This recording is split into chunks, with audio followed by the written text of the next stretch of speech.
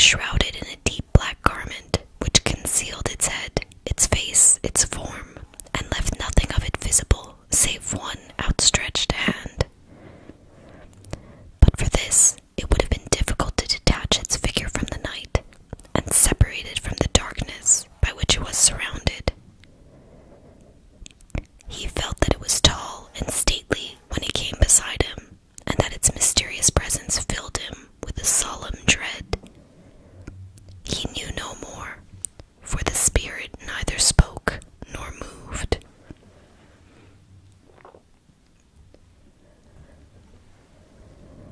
"I am in the presence of the ghost of Christmas yet to come," said Scrooge. The spirit answered not, but pointed onward with its hand. "You are about to show me shadows of the things that have not happened, but will happen in the time before us," Scrooge pursued. "Is that so, spirit?" The upper portion of the garment was contracted for an instant in its folds, as if the spirit had inclined its head. That was the only answer he received. Although well used to ghostly company by this time, Scrooge feared the silent shape so much that his legs trembled beneath him, and he found that he could hardly stand when he prepared to follow it. The spirit paused a moment, as observing his condition and giving him time to recover.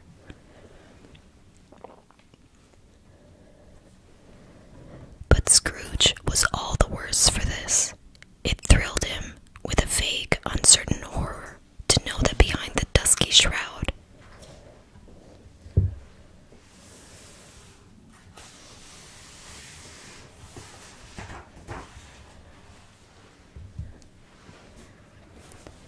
there were ghostly eyes intently fixed upon him, while he, though he stretched his own to the utmost, could see nothing but a spectral hand and one great heap of black. "Ghost of the future," he exclaimed, "I fear you more than any spectre I have seen. But as I know your purpose is to do me good, and as I hope to live to be another man from what I was, I am prepared to bear you company and do with it a thankful heart. Will you not speak to me?" It gave him no reply. The hand was pointed straight before them. "Lead on," said Scrooge. "Lead on. That night is waning fast, and it is precious time to me, I know. Lead on, spirit."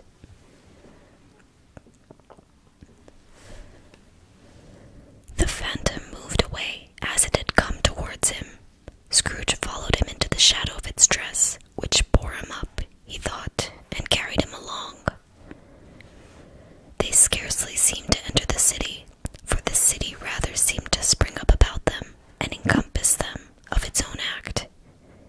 But there they were, in the heart of it, on 'change amongst the merchants, who hurried up and down and chinked the money in their pockets and conversed in groups and looked at their watches and trifled thoughtfully with their great gold seals, and so forth, as Scrooge had seen them often.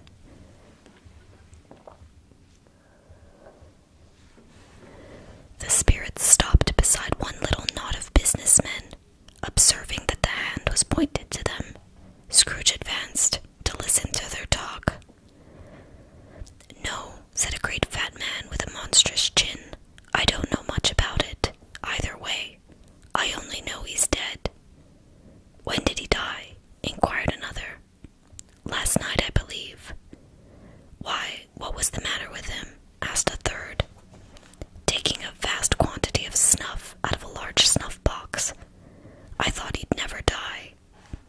"God knows," said the first with a yawn. "What has he done with his money?" asked a red-faced gentleman with the pendulous excrescence on the end of his nose, that shook like the gills of a turkey cock. "I haven't heard," said the man with the large chin, yawning again. "Left it to his company, perhaps. He hasn't left it to me. That's all I know."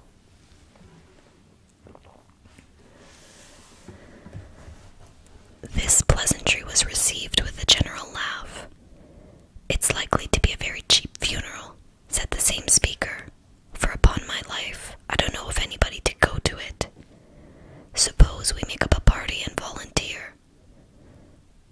"I don't mind going, if a lunch is provided," observed the gentleman, "but I must be fed if I make one." Another laugh. "Well, I am the most disinterested among you, after all," said the first speaker, "for I never wear black gloves, and I never eat lunch, but I'll offer to go if anybody else will. When I come to think of it, I'm not at all sure what I wasn't his most particular friend, for we used to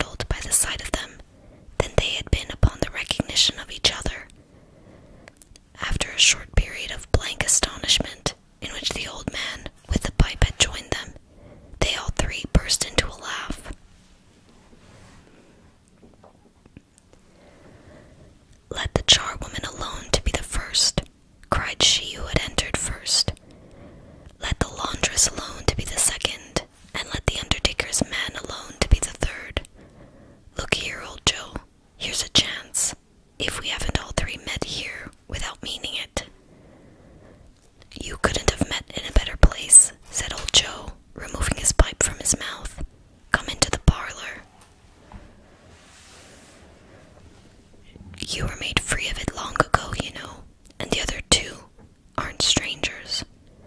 Stop till I shut the door of the shop. Ah, how it squeaks. There aren't such a rusty bit of metal in the place as its own hinges. And I'm sure there's no such old bones here as mine. Ha! We're all suitable to our calling, and we're well matched. Come into the parlor. Come into the parlor. The parlor was the space behind the screen of rags. The old man raked the fire together with an old stair rod, and having trimmed his smoky lamp, for it was night, with the stem of his pipe, put it in his mouth again. While he did this, the woman who had already spoken threw her bundle on the floor and sat down in a flaunting manner on a stool, crossing her elbows on her knees and looking with a bold defiance at the other two. "What odds, then? What odds, Mrs. Dilber?" said the woman. "Every person has a right to take care of themselves. He always did."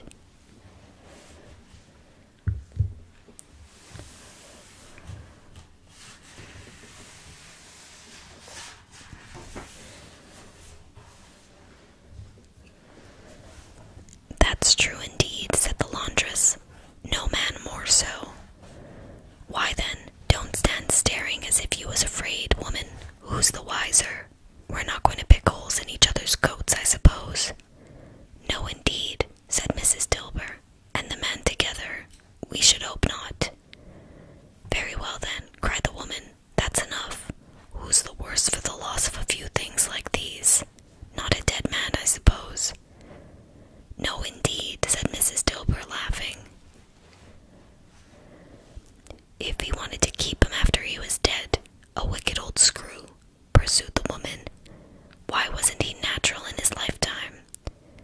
If he had been, he'd have had somebody to look after him when he was struck with death, instead of lying gasping out his last there, alone by himself."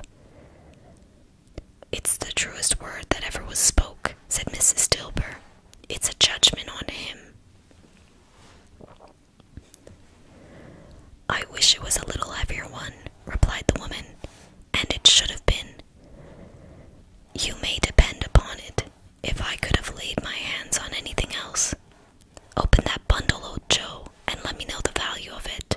Speak out plain. I'm not afraid to be the first, nor afraid for them to see it. We knew pretty well that we were helping ourselves before we met here. It's no sin.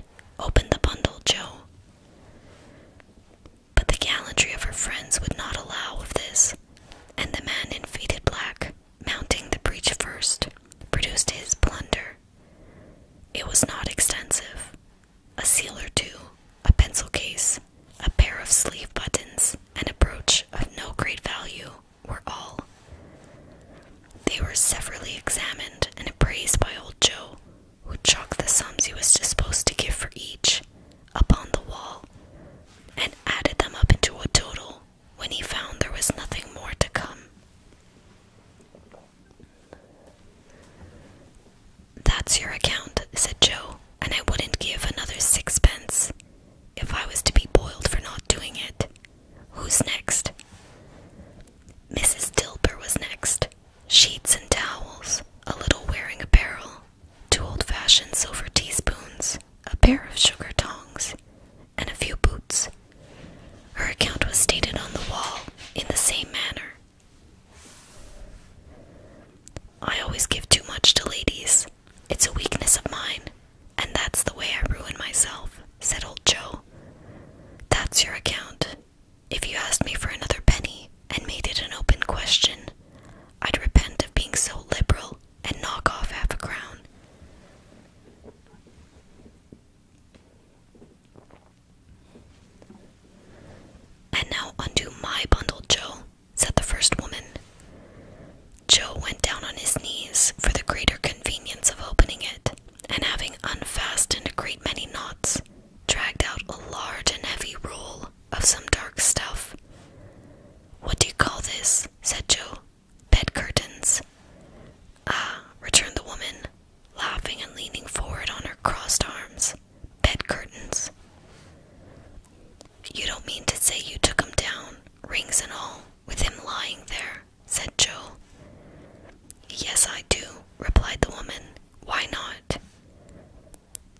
"You were born to make your fortune," said Joe, "and you'll certainly do it."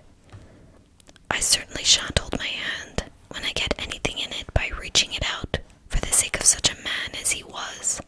I promise you, Joe," returned the woman coolly.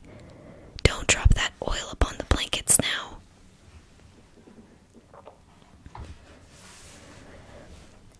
"His blankets?" asked Joe. "Whose else's, do you think?" replied the woman. "He isn't likely to take cold without him, I dare say." "I hope he didn't die of anything catching, eh?" said old Joe, stopping in his work and looking up. "Don't you be afraid of that," returned the woman. "I ain't so fond of his company that I'd loiter about him for such things, if he did. Ah, you may look through that shirt till your eyes ache, but you won't find a hole in it, nor a threadbare place. It's the best he had, and a fine one too. They'd have wasted it, if it hadn't been for me." "What do you call wasting of it?" asked old Joe. "Putting it on him to be buried in, to be sure," replied the woman with a laugh. "Somebody was fool enough to do it, but I took it off again. If calico ain't good enough for such a purpose, it isn't good enough for anything. It's quite as becoming to the body. He can't look uglier than he did in that one."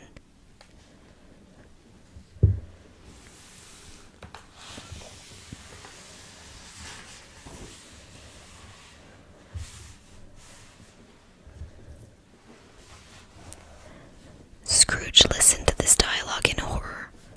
As they sat grouped about their spoil, in the scanty light afforded by the old man's lamp, he viewed them with a detestation and disgust which could hardly have been greater, though they had been obscene demons, marketing the corpse itself. "Ha ha!" laughed the same woman when old Joe, producing a flannel bag with money in it, told out their several gains upon the ground. "This is the end of it, you see. He frightened everyone away from him when he was alive, to profit us when he was dead. Ha ha!" "Spirit," said Scrooge, shuddering from head to foot, I see. The case of this unhappy man might be my own. My life tends that way now. Merciful heaven, what is this?" He recoiled in terror, for the scene had changed, and now he almost touched a bed. A bare, uncurtained bed, on which, beneath a ragged sheet, there lay a something covered up, which, though it was dumb, announced itself in awful language. The room was very dark, too dark to be observed with any accuracy, though Scrooge glanced round it in obedience to a secret impulse, anxious to know what kind of room it was. A pale light, rising in the outer air, fell straight upon the bed, and on it, plundered and bereft, unwatched, unwept, uncared for, was the body of this man. Scrooge glanced towards the phantom. Its steady hand was pointed to the head. The cover was so carelessly adjusted that the slight raising of it, the motion of a finger upon Scrooge's part, would have disclosed the face. He thought of it, felt how easy it would be to do, and longed to do it, but had no more power to withdraw the veil than to dismiss the spectre at his side. "O cold, cold, rigid, dreadful death, set upon thine altar here, and dress it with such terrors as thou hast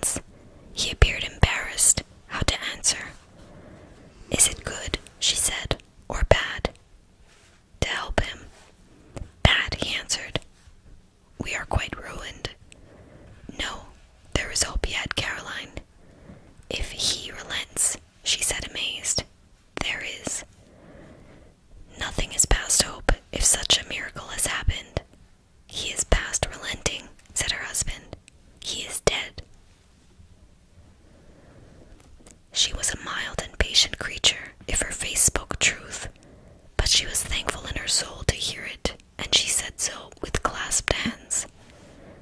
She prayed forgiveness the next moment and was sorry, but the first was the emotion of her heart.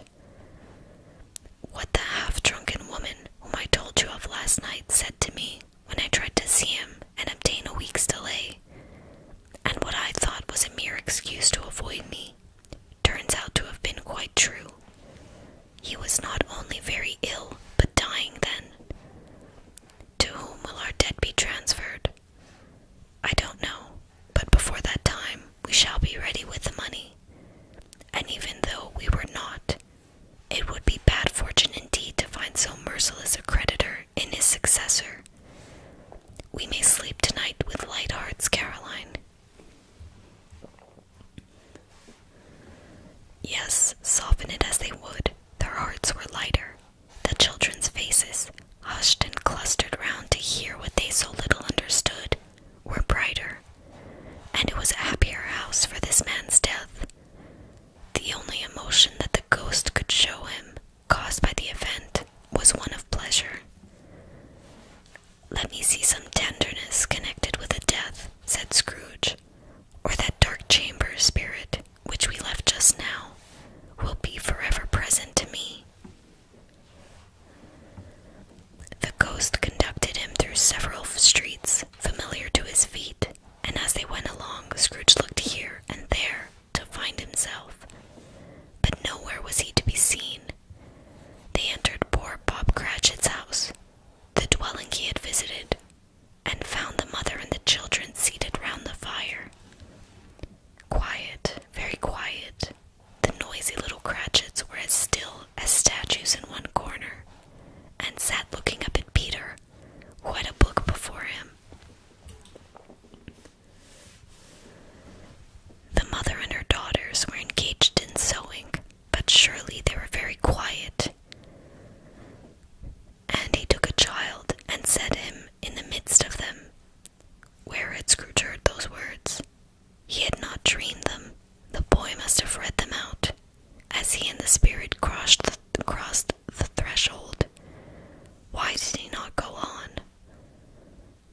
The mother laid her work upon the table, and put her hand up to her face. "The color hurts my eyes," she said. "The color, poor Tiny Tim." "They're better now again," said Cratchit's wife.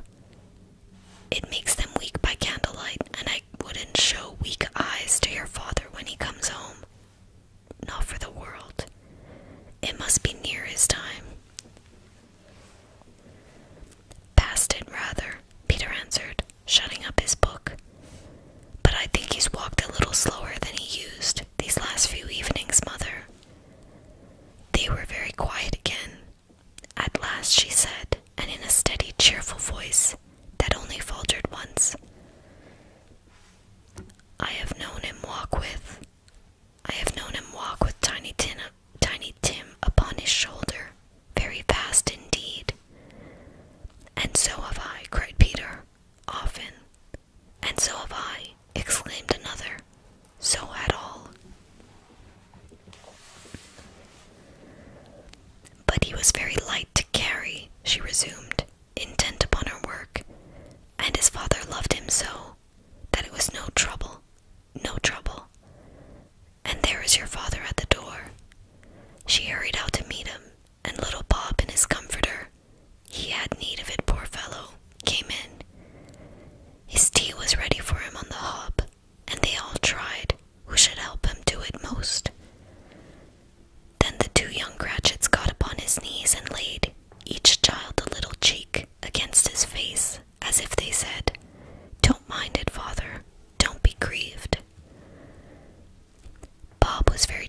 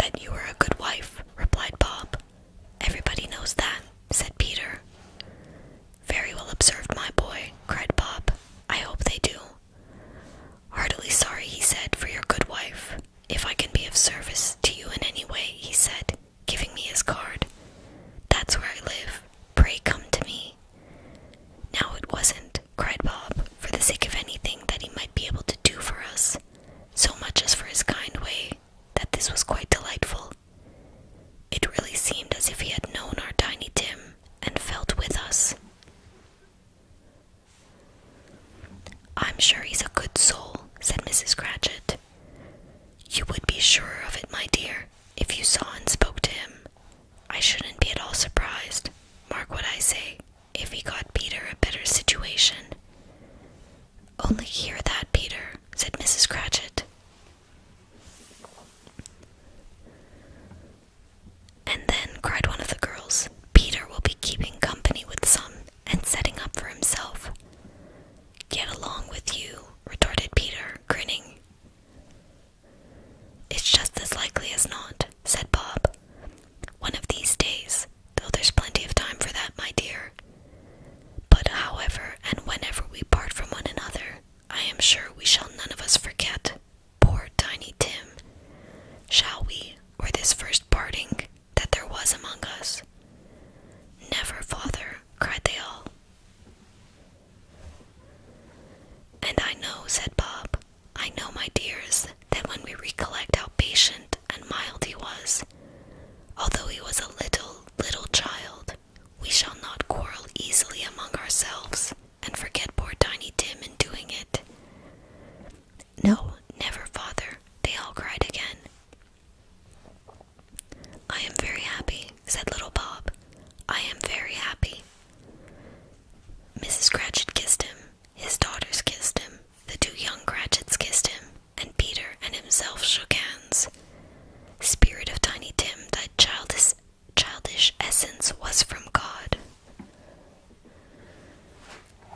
Spectre, said Scrooge, something informs me that our parting moment is at hand. I know it, but I know not how. Tell me what man was that whom we saw lying dead? The ghost of Christmas yet to come conveyed him, as before, though at a different time, he thought. Indeed, there seemed no order in these latter visions, save that they were in the future, into the resorts of businessmen, but showed him not himself. Indeed, the spirit did not stay for anything, but went straight on, as to the end just now desired, until besought by Scrooge to tarry for a moment. This court, said Scrooge, through which we hurry now, is where my place of occupation is, and has been for a length of time. I see the house, let me behold what I shall be in days to come. The spirit stopped. The hand was pointed elsewhere. The house is yonder, Scrooge exclaimed. Why do you point away? The inexorable finger underwent no change. Scrooge hastened to the window of his office and looked in. It was an office still, but not his. The furniture was not the same.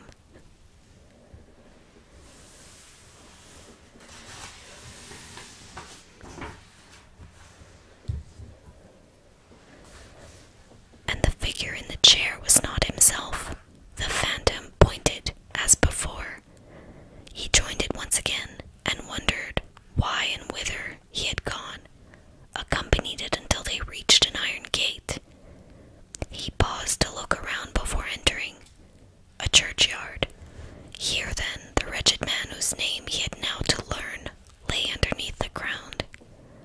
It was a worthy place, walled in by houses, overrun by grass and weeds, the growth of vegetation's death, not life, choked up with too much burying, fat with repleted appetite, a worthy place. The spirit stood among the graves and pointed down to one. He advanced towards it, trembling. The phantom was exactly as it had been, but he dreaded that he saw new meaning in its solemn shape.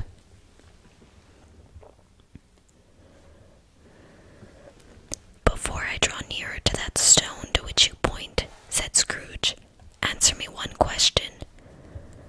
Are these the shadows of the things that will be? Are they the shadows of things that may be only?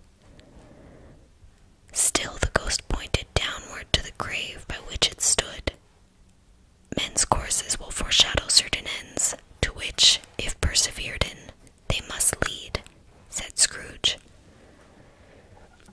But if the courses be departed from, the ends will change.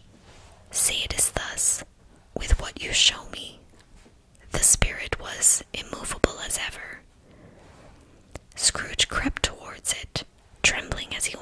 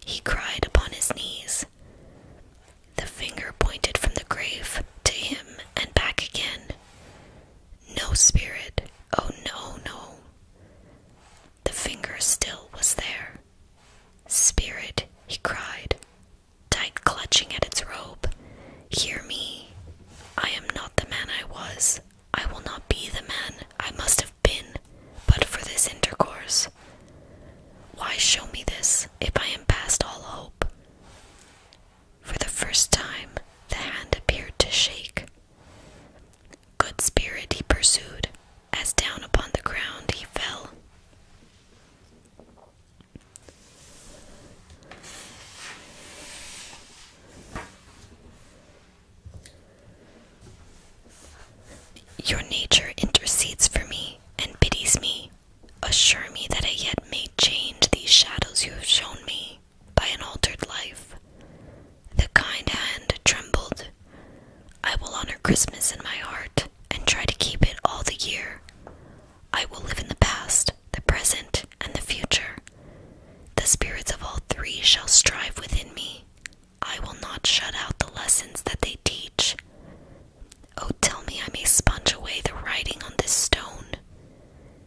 In his agony, he caught the spectral hand. It sought to free itself, but he was strong in his entreaty and detained it. The spirit, stronger yet, repulsed him. Holding up his hands in a last prayer to have his fate reversed, he saw an alteration in the phantom's hood and dress. It shrunk, collapsed, and dwindled down into a bedpost.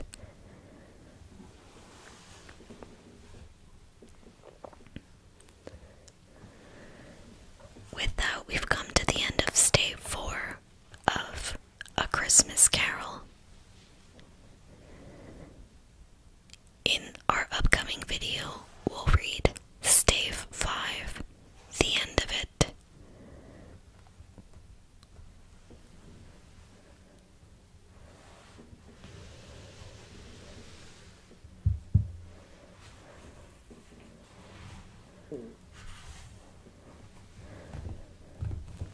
We hope you've been enjoying our reading of this holiday classic, and we hope you'll join us for the very